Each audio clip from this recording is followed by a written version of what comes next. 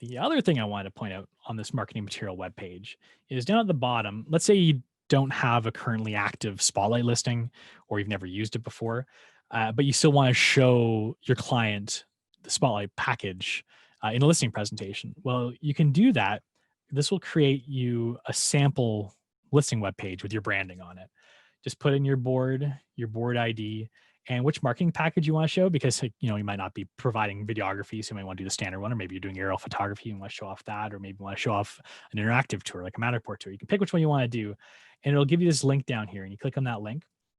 I put in Aaron's Treb number; you probably recognize it there, and it'll pop up with one that is branded by you. In this case, there's Aaron. This isn't actually his listing. This is obviously just a sample listing. So it'd show all your stuff there. And if it doesn't, just let us know. Maybe we don't have your Treb number in properly, or maybe we don't have all your information in too. So we can set up your profile, get all your information there so it looks nice and professional. So you can show your prospective clients a sample listing of what you're going to do, and they can click around on it.